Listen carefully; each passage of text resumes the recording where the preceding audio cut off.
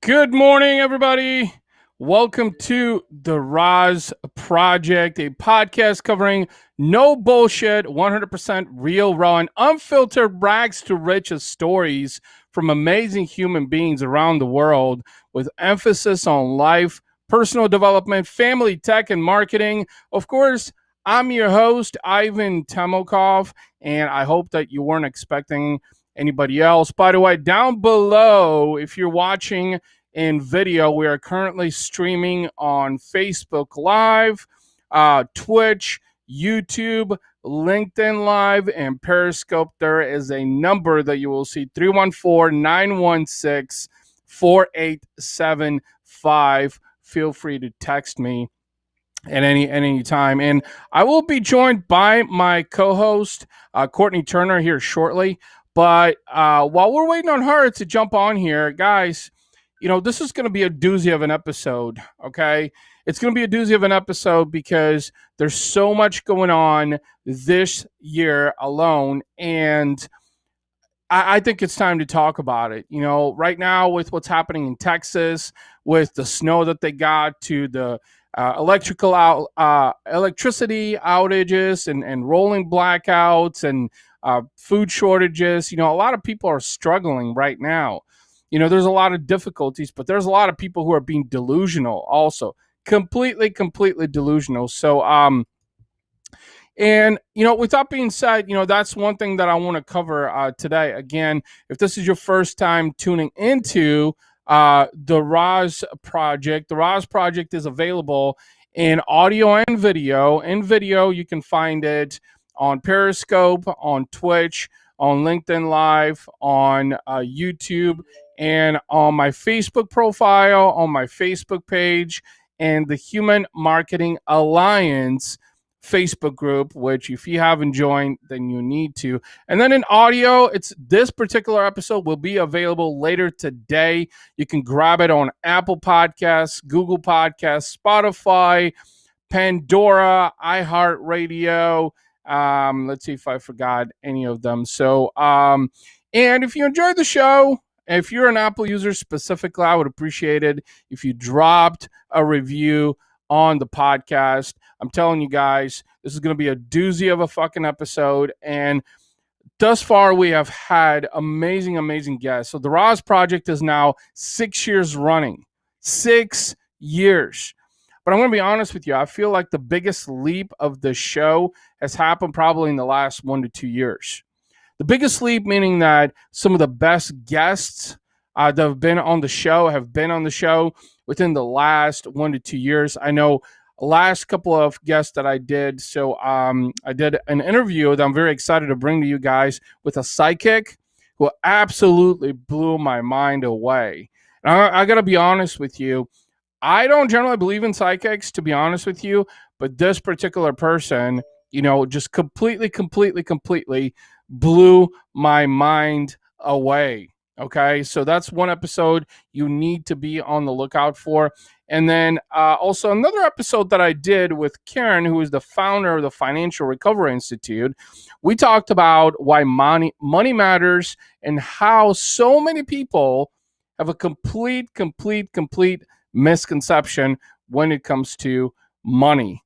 Okay, so these are two key episodes that are going to be out here within the next, I want to say 2 to 4 weeks, roughly. So make sure that you subscribe to the podcast so you'll be notified, whether it's in audio or in video. You can subscribe on my YouTube channel, so every time we go live, you can watch one of these new episodes live, or you can watch the recorded version as well, whatever you choose to do.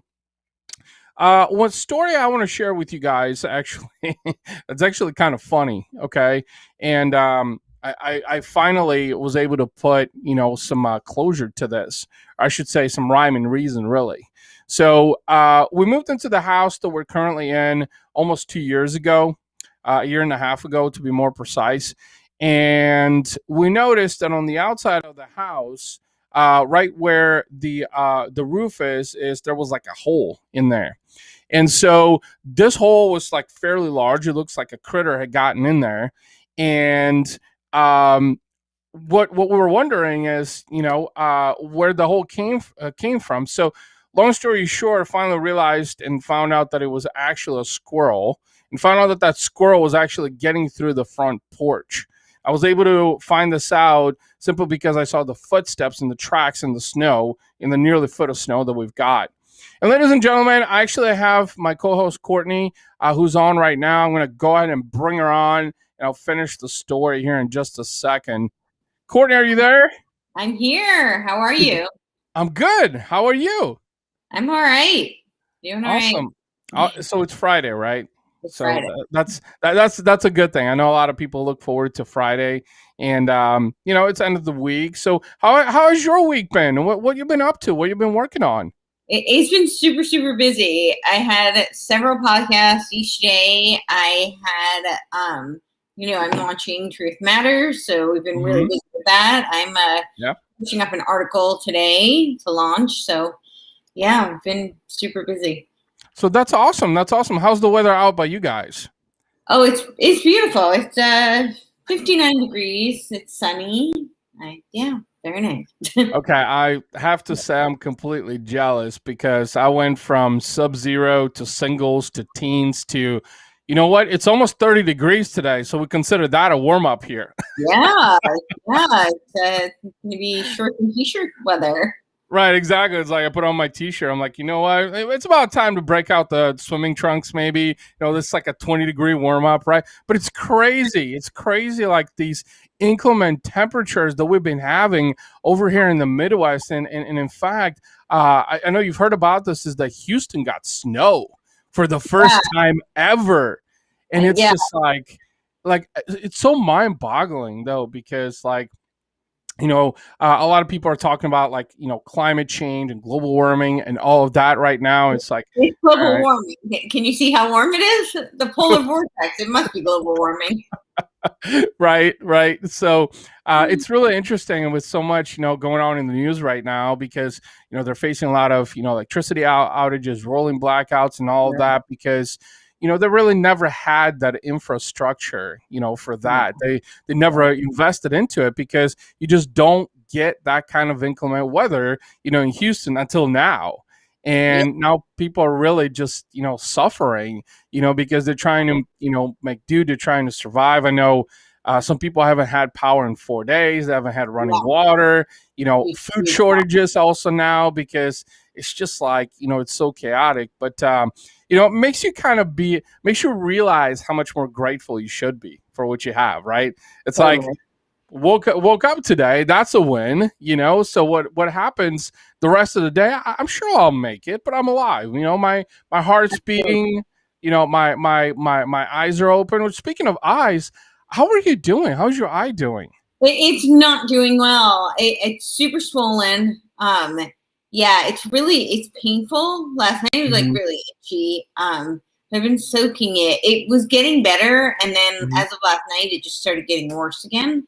Yeah. Um, I've got to find a doctor who is reasonable and Okay. isn't going to call the I guess they're called peace officers, which is like an oxymoron if I ever heard of one. Um, Okay. yeah, it doesn't put me in like some dystopian Orwellian, scenario. So Yeah.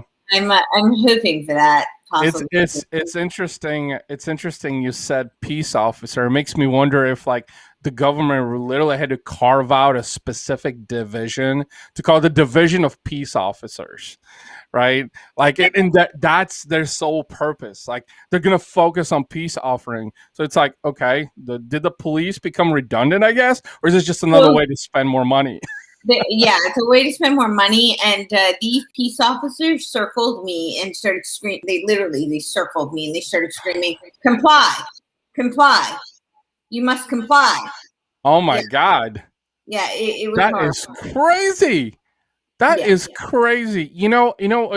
It's so speaking of, I'm sorry, and I hope your eye gets better. I know you've been battling for here a while, and truly hope that it does get better. But speaking of that, it's like, as I traveled a couple weeks ago down to Houston, actually, ironically enough. And let's just say that when you're like traveling down south, it's like it's a different experience because of what's going on with the pandemic. It's like the restrictions. I mean, the restrictions are still there at the airport. Obviously, you have to wear a mask and get on the plane and stuff. But then once you get down into the South, it's like I know most of Houston and Texas is like, what's a mask?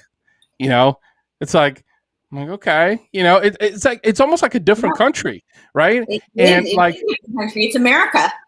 exactly, and it's like right, it's really like a different America, where country, people are free to do what they right? feel is right for them.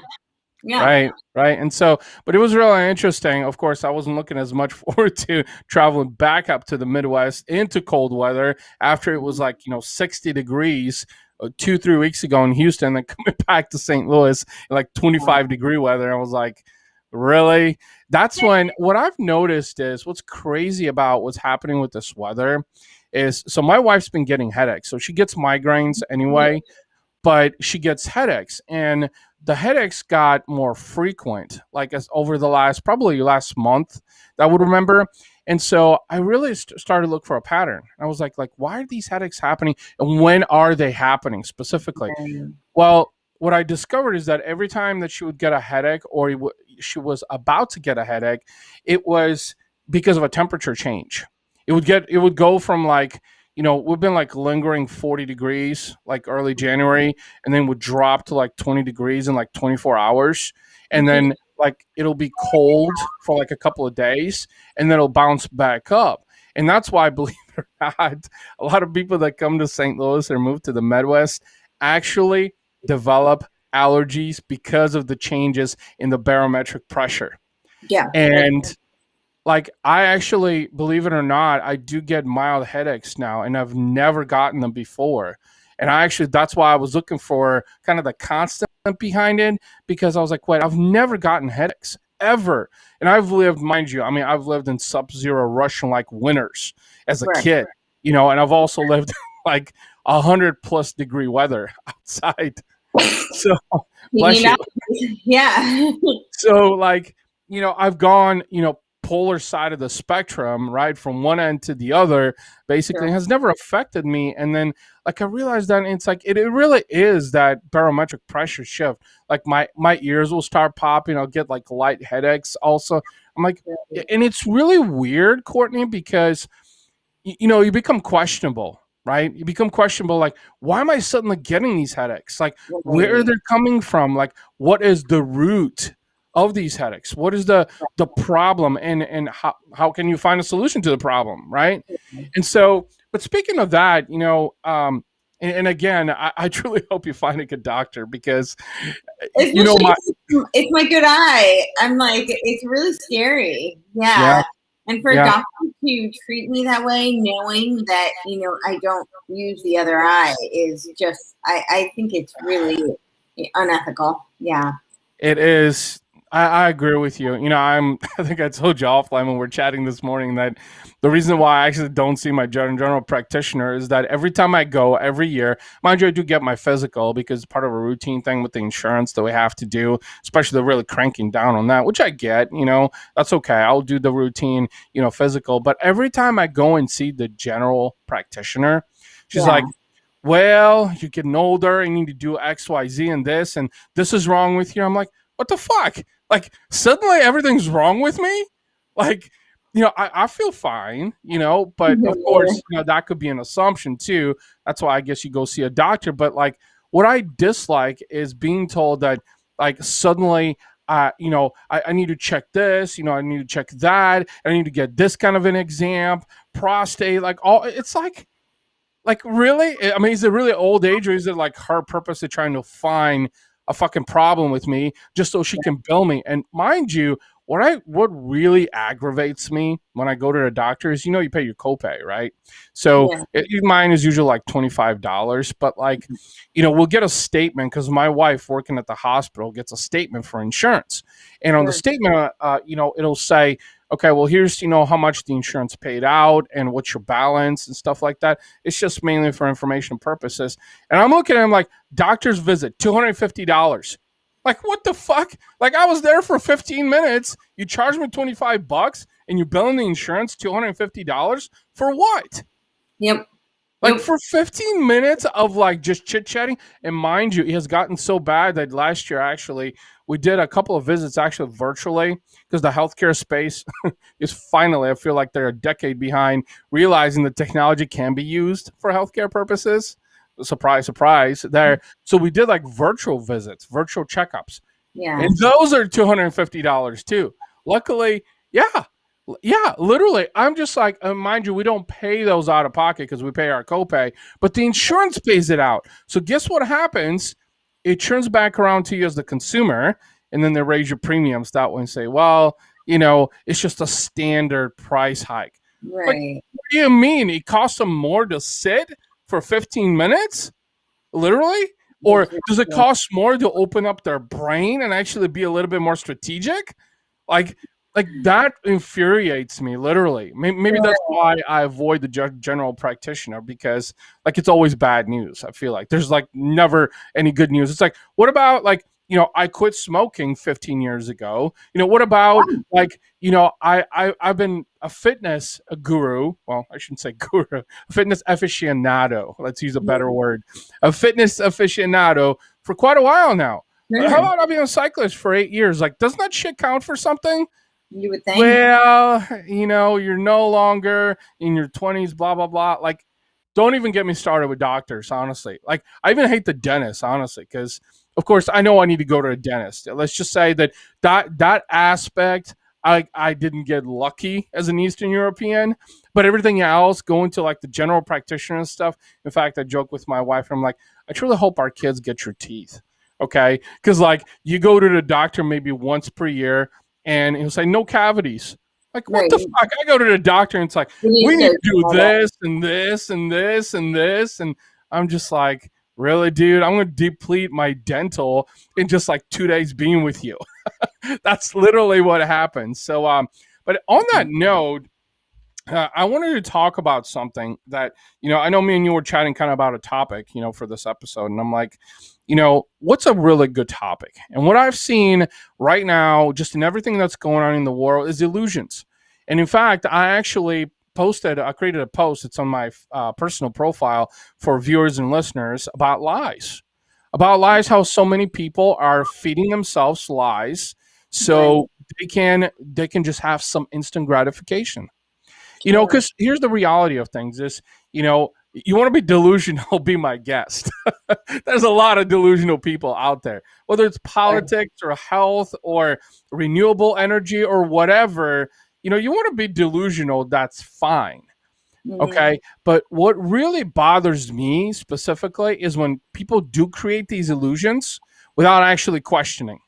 Right. And I know me and you, so you're starting Truth Matters, which I'm really excited about. By the way, that's going to be like a huge eye-opening thing for everybody, because I love the fact that it's called Truth Matters, because I know that now I've known you for probably a year now. Yeah. It's been crazy. I know we've been doing the podcast for at least 4 months at this point that I can remember. It's crazy how time flies when you're having fun, right?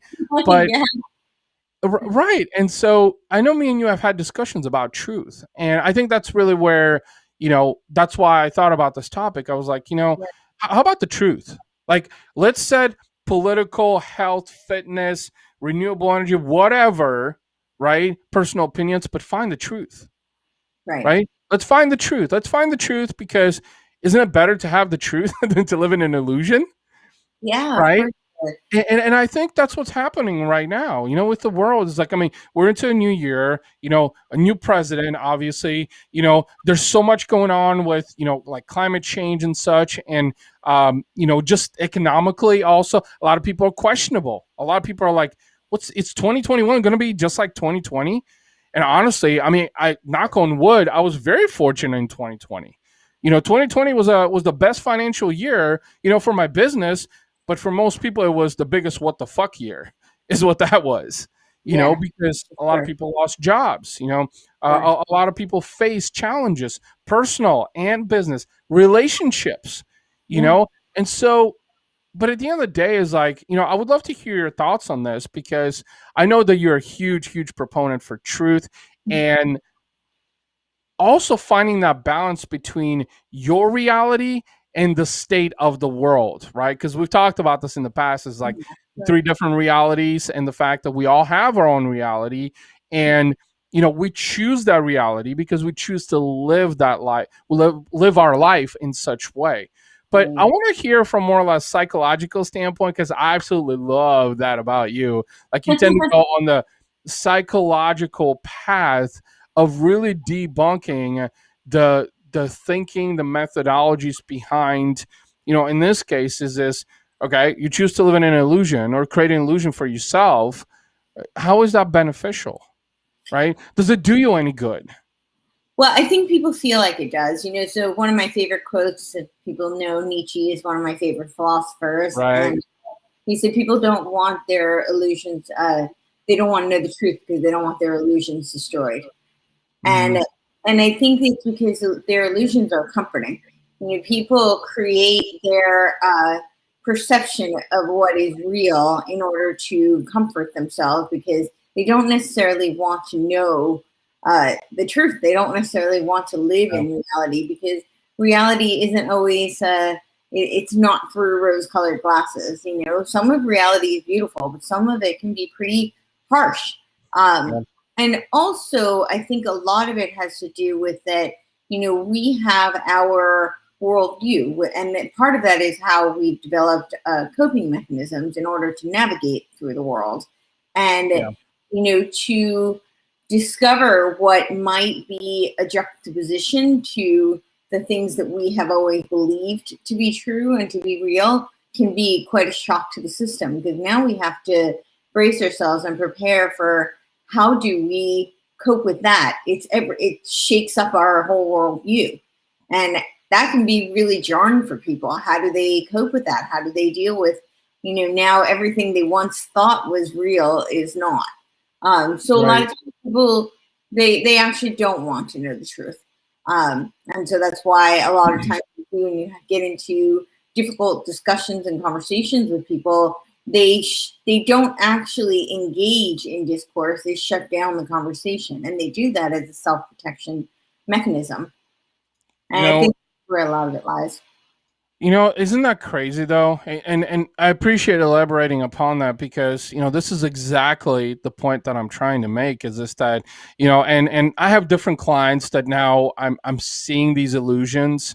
Literally, we've got a solar client that a lot of people are just in complete denial about renewable energy. They blame oil, and they say that renewable energy doesn't work. That's like saying Tesla is completely Well, I think redundant. And a lot of that also comes from not, having a full understanding. So people right, are very misled with renewable energy. They think that that means that you don't use fossil fuels.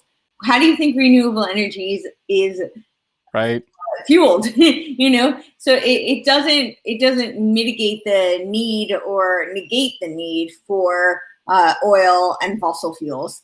In fact, sometimes it ends up using even more. And a lot of the mhm, problem with the renewable energy is that it's just not very efficient. We're seeing a huge problem in Texas currently. All those wind turbines froze, so that's not going to yeah, be an effective source of energy. And I had somebody tell me, "Oh, well, in New York they heat them," and I'm like, "Well, where's the power, the electricity coming from then?" And even with a yeah, lot of these renewable sources, they're electricity powered. So that yeah, comes from what? That comes from the grid, right? Who controls the grid? That's a government controlled energy source, and it is fueled by fossil fuels, because where do we get the energy for electricity? There's certain renewable energy that can be effective, like right, solar panels, but you're in, today was the warm day, 30 degrees. But even in California, where it's sunny most of the time, solar yeah, energy is actually not always all that efficient, and it can be quite mhm, expensive. You have to harness that energy, and then you still have to hook it up to power source. So yeah, I think there's just a lot of confusion on what it actually means, and I could go into we could have a science conversation about that. I could go into sure, more science behind it, but that would be that's a whole nother conversation. But I think the same is true for anything. People Yeah. have their perception, and instead of really digging into what the truth of it is, they're projecting onto it. It sounds great. We'll use renewable energy, and that makes me a good human because I care about the planet. Well, what does that really mean? And Right. what is the problem that you're really solving? And are you really solving that problem? And a lot of people don't want to look at that. They just want to pat themselves on the back, and say, well, I use renewable energy and therefore I am a good person. I care about the planet. Right. And that's Right. not necessarily productive. Well, I brought up solar because I'm using it as an example, but a couple of things that you mentioned is that, solar really is in its infancy. So it's an alternative option for renewable, but set solar aside for a second. One thing you said that is principally true in anything is that people just don't have a stronger sense of optimism to question more because it's easier to assume, like you said earlier, is just that they would rather believe their own version of the way things are because it gives them comfort. Because, like you said, the truth hurts. And honestly, I learned this the hard way. This is why I actually brought this up as a topic, is because when I was in my 20s, is that I chose to believe whatever I wanted to believe. And I thought that the world and my life, which are kind of different actually, because my life is my life and then the world is the world, right? Is that the way it should be? Like, just because I had it implanted in my head, like we talked about this in the past, I think the grass is red. Guess what, Ivan? It's fucking green. It's always been green. But you know what? I'll implant it in my head and say, the grass is red. I don't care what you tell me. It's fucking red. It's bright red in my eyes, right? And so, principally, that statement right there, the people will choose to believe what they want to believe. But there's also a difference between and me and you are these people that we're still optimistic because we seek the truth. We don't say, well, I'm just, going to believe this because I want to believe that. And that's my way. And that's it. There's no ifs, ands, or buts. That's the way it is because I believe that the grass is red. I don't care if you tell me it's green. It's fucking red. Okay? It's that simple. And that's just it. Principle is like people, I feel like, why do people choose to believe what they want to believe in? Is it just for the sake of comfort?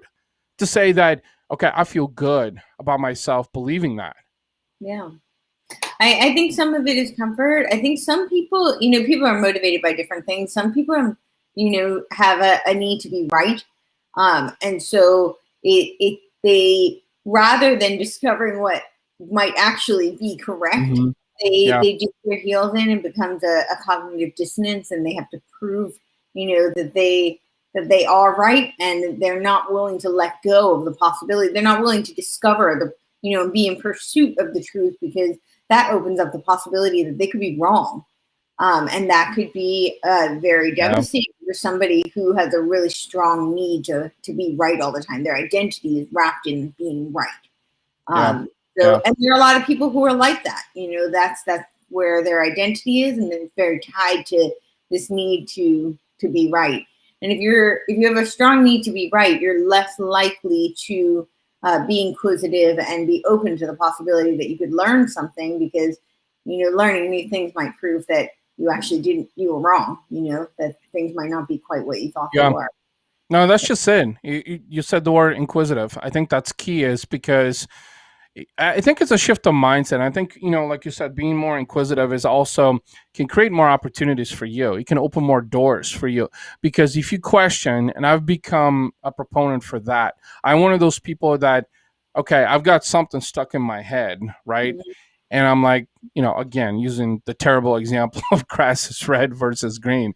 It's like, Ivan woke up this morning and thinks the grass is red, but someone's telling me, no, Ivan, it's green. I'm like, really? Is it green? Show me how is it green, right? But it's that initiative right there, right? That is, I feel like it's a mindset thing, or is it willpower? Is it intent? Is it curiosity that really drives to question? Because if you question, mind you, I'll be the first to say that I've probably made a shit ton of mistakes, and I'll make a lot more in my life and in my business. But the one mistake I will not make is to be a lifelong learner, because I know there's always something for me to learn. Now, as long as someone comes and says, okay, Here's the factual proof behind something. Here's how the grass is green and why it's green, right? You might think it's red, and then I'll look at it. And even then, it becomes a decision about, do I choose to believe what I want to believe, right? Yeah. Or do I accept the fact of how something is because you just can't change it? The grass, you can dye the grass a different color, I guess, Yeah, or throw a mhm. seed that's a different color. Sure, you could do that. Absolutely. But then it changes the status quo, right? So, and I think that with everything, whether it's renewable energy or it's politics or anything, it's like principally it's the same, but it's so mind-boggling that people will choose to believe what they want to believe rather than accepting and saying, I'm wrong, admitting that you might be wrong, right? Or even being open to the discovery. I Yeah. think that is probably more important than being right or wrong, is that discovery process. I look to science as the scientific method. I think is often misconstrued by a lot of people. That Hmm. a lot of people think, when something is scientific or scientifically, they always talk about scientifically proven. But anybody who is a scientist knows the first rule of science, the first law of science, is that nothing is actually proven. There's a hypothesis, we test it, and then, there's evidence to support it. And until more evidence comes along to disprove that, whatever theory or hypothesis it is, it remains still, you can say, a largely substantiated theory. Yeah. And there are certain things that we obviously have a lot more evidence to support than others, and they become, kind of like the laws of science. But people know that's the whole premise behind it, is that you're always Right. in the Right. discovery process, and there's always the possibility that more evidence will come forth to disprove something that you vehemently knew to be true. Um, Yeah. so, Yeah. and I think that if we could, as humans, because I think we're all engaged in the scientific process, Right. in scientific method, if you will, just by nature of our experiment of life. I think if we could own that more and harness that more, then people would be, really more open-minded, more adamant in their pursuit of truth, because then it doesn't say that there is no absolute truth. It doesn't mean that there is no reality. Right. But it means that you look for evidence there to support whatever it is that you believe, and you're also open to the possibility that you don't have all the evidence, because that's not possible. As human Yep. beings, we're not capable of knowing everything or even having access to the knowledge of everything. So Yeah. we're Yeah. always in discovery. And I think it's the balance between that. That doesn't mean that you believe in nothing. It means that you have spent time, collecting data to affirm your beliefs. And you also realize that there's more that you can learn. Yeah. No, I really love the fact that you said discovery. I think that's a key element that a lot of people need to understand how important that is to continuously discover, find supporting data, because data does, dictate factual proof, right? Or evidence, like you said, specifically to solidify, your line of thinking, your argument. And I think arguments, here's one thing that I haven't talked about. I actually have become to embrace arguments more and more, Yeah. from people in general, and I embrace them is because I think they open up a door to new perspective, and the potential opportunity for exposing, more factual information or finding actual evidence. So I think what I wish there were more of is people actually making compelling, cogent arguments. I Hmm. see a lot of people, uh,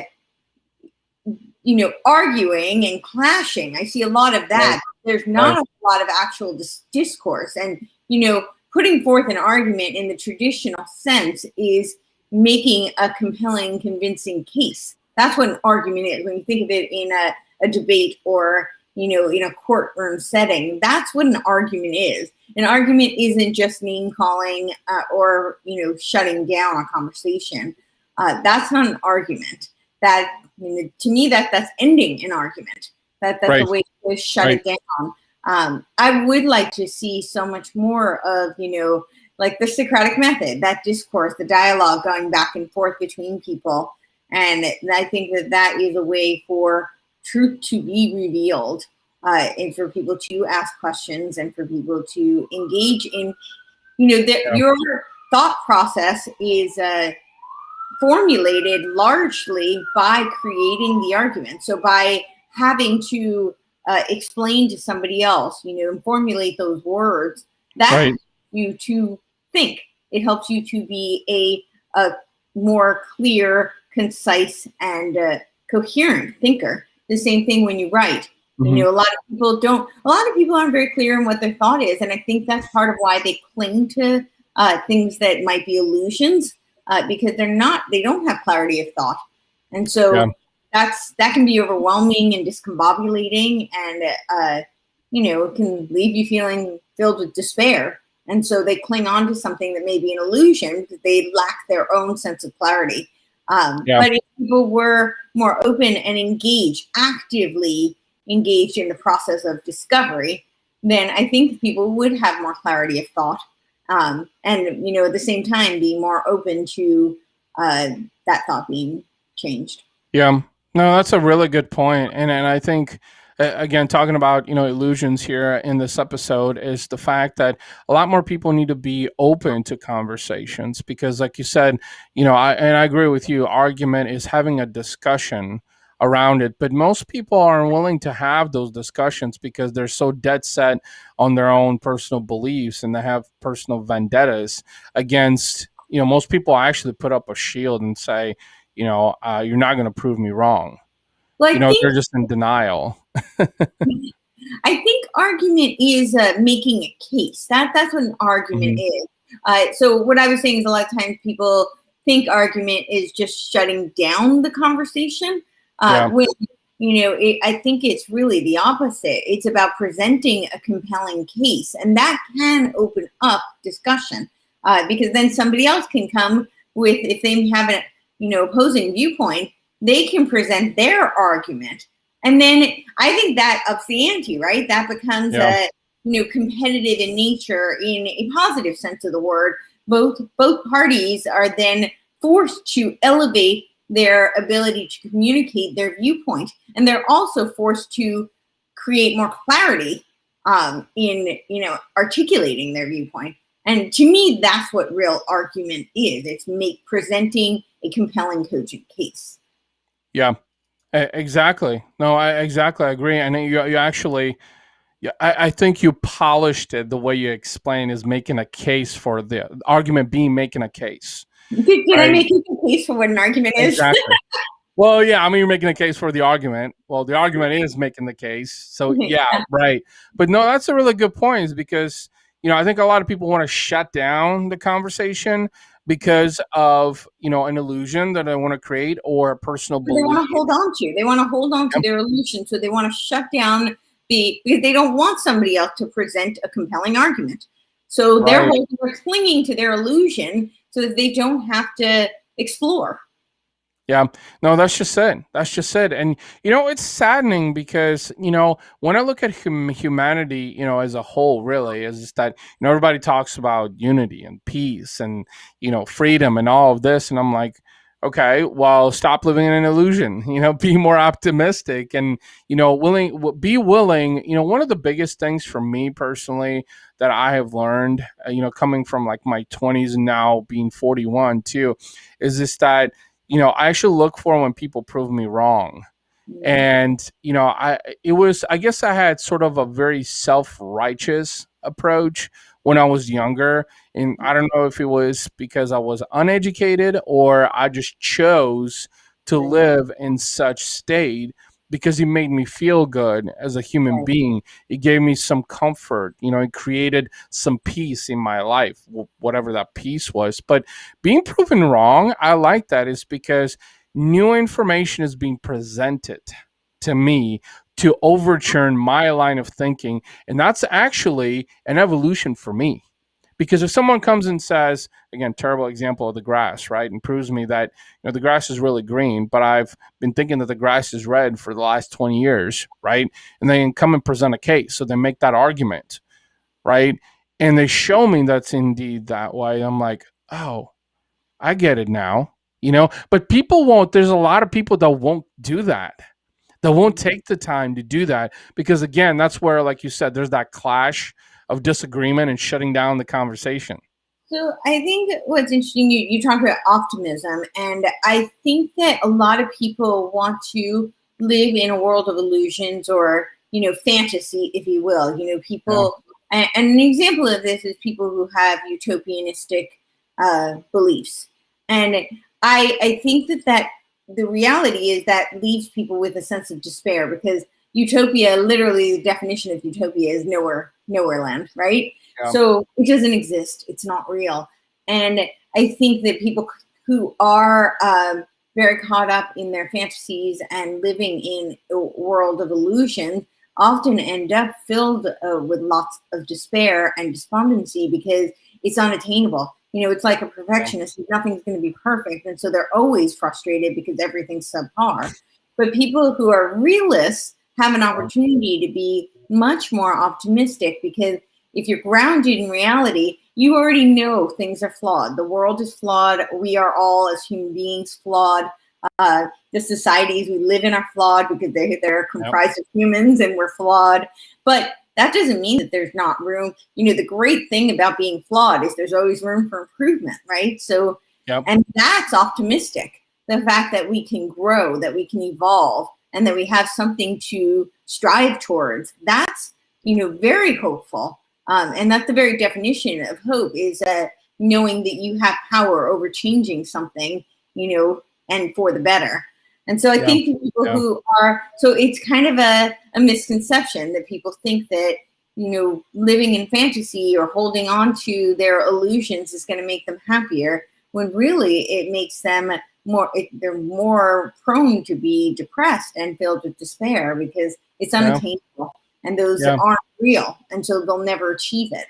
The other thing I wanted to say was in terms of like holding on to a belief that could be wrong and thinking that, you're just happy in your ignorance is bliss, right?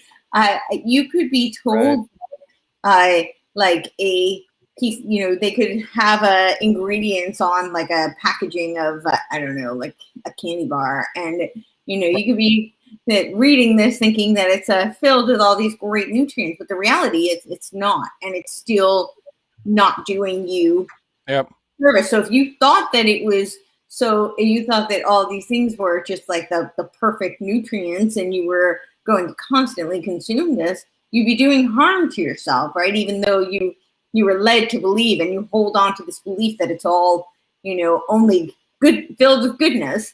And I think that that's a problem when people are, lost in their world of illusion. Yeah.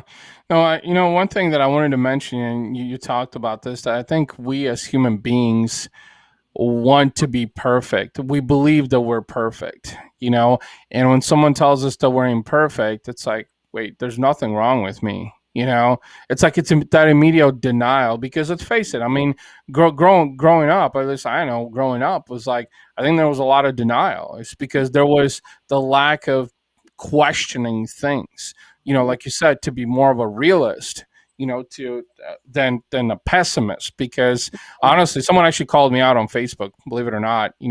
This was like a few months ago and said, Ivan, you can be very pessimistic. And I'm like, why did they call me a pessimist? And then like I thought about it. I'm like, you know what? It's actually, after I did some research around it, I'm like, it's our human nature to be pessimistic, but that doesn't mean that we can't change that. And even though I think I've made great strides of changing that, because again, growing up, I think there was a lot of denial, and saying, no, things are just this way. They're not that way, and choosing to believe what you want to believe, that it was very difficult to embrace the optimism. Right. And so when he called me out on it, I was like, okay, at first I felt offended being called a pessimist. That was the first reaction. I'm like, I embraced it. I was like, I am pessimistic. It's in my human nature, because pessimism in part is just that, seeking that comfort zone that us human beings want to be in, because we don't like discomfort. Most humans don't. We don't. It's because we like to live in our Well, own bubble. pessimism is more pervasive than optimism because there's a principle called the power of the bad, and Mhm. it's from evolutionary biology where human beings are much more hardwired to notice and to be in tune with negative things because Yeah. we need to survive. So if you think about primordial man, then he's going to be much more tuned in to the possibility of there being a tiger or a bear about to eat him than he is that Yeah. there are beautiful flowers along the way. Not that Yeah. it's not worth noticing the beautiful flower, but if he stops to pay attention to and prioritize those beautiful flowers over running from the tiger, or defending himself from the tiger, then he's not going Yeah. to be around to smell those flowers. So yeah, it's called the power of the bad, and that's why I think I've talked about this before. Also, it takes Yeah. 4 compliments to outweigh an insult. The power of one. Right, right. I was just thinking about that actually as you were saying that, and the other thing that came to mind is just that man and women, I think hunters. Humans are hunters in essence, and I think being hunters is just that kind of comes from that that survival that we were taught. So that's like when you said pessimism. That was a really good point. Being more pervasive, I believe you said, is because you know and we were taught for survival. It's in our human nature, and so we look at. I think that pessimism comes out of that because Yeah. we're kind of hardwired in that survival mode, also. And then so like immediately you think pessimistic, and it's like, wait, is that really? Should I really say that? So I've actually, speaking of social media, actually specifically, is that I've kind of developed this mentality in a way that it's like question twice anything you comment back to or anything you post. So I almost kind of reread my comments. I reread before I actually publish them, or I make a post to say, do I truly feel like this, or is this being very pessimistic? You Mm-hmm. know, like it's kind of like almost like one side of the brain and the other side of the brain. The left side's thinking creatively. The other side's like, wait, no, let's analyze this a little bit more. To see if it's like real. Does it really have merit behind it? But you made a really good point because, and this is what I love about the psychological take on this, is because in life and in business, and I've talked about it a lot in some of the RAS Project Overdrive episodes as well. Is just that how much everything is really thinking, the way you see things, literally, and how much thinking can change so much in your life and in your business, in relationships specifically. I know being a father and being a husband also, and being an entrepreneur, being a fitness aficionado, like the more Well, I think about it, it's all here. It's like how you. thinking is the first step towards action. You have Mhm. to think it before you can execute it. People Exactly. you have to have clarity. So the Yeah. thought is really the first step. Yeah. But even so, you said clarity. Even then, that doesn't mean that the action that you're about to take is the right one. It's just one that you feel comfortable with. I think because here's the thing is, and where I'm going with this is bad choices versus good choices, right? Mm-hmm. When you make them, because they follow action after that. So you make those choices and then you pursue an action. But just because you make a choice doesn't mean it's going to be necessarily good. It might be a bad choice, right? But then you invoke it with an action also. And I think that's where people get this a little scrutinized, because you said action is just that, well, not every action is going to be a good action. It's going to be a proactive approach, but it doesn't mean that it's always good. I think that's where, like, all these gray areas, honestly, that you just mentioned too, I think a lot of people just don't take strong acknowledgement of, to realize how big of an impact they really have on our lives. I mean, I know, oh my God, there's been so many different things, I think in 2020 specifically. Like, I know when COVID hit, for example, as I was like, all right, I have really two choices: let this thing like ride my life and destroy me, or just really keep doing of what I've been doing. Just be proactive with my life, my business. I have to wear a mask at the gym. I have to do this, and okay, just follow, but just maintain my path. Right? Is Right. maintain my path, and that's what I did. And the results were significantly different. But the reason I'm mentioning this is that to create an example of how people need to realize that living in an illusion is not a good way to live a life, to run your business, to work in a relationship, you Yeah. know? So I just want to address when you're saying like not every action is going to be a good action, right? So a lot of time people hold on to an illusion so they don't have to take action. Right, Actions will right, prove whether or not that illusion. A lot of times, I mean, not always, but a lot of times that a illusion can be disproven by the action taken if somebody is willing to take ownership of their actions. yeah, But yeah, that is how we learn, and that's how we, that, and oftentimes that's how we solidify those thoughts that we have is through execution. So I yeah, think, yeah, well, of course, our actions aren't always going to be good, or not necessarily good, but the yeah, right ones, or the best ones. But we right, won't know until we do. So, you know, yeah. Well, and I want to leave it on that note. You said it beautifully, and thank you for elaborating upon that. I think the psychological aspect of everything is so key, and you have such an amazing angle on it. A very optimistic, very realistic, take on it. And I think more and more people, really need to take example of the things that you specifically have shared in this episode. With that being said, I want to go ahead and wrap this episode up. Again, for those watching and listening, you can grab the audio on all major platforms later on today. Mondays and Fridays, you can find the RAS Project live on every major video platform. And then every Wednesday, there's also the RAS Project Overdrive that now is streamed as well in video and available in audio. So you get 3 doses of the RAS Project now per week. Holy crap.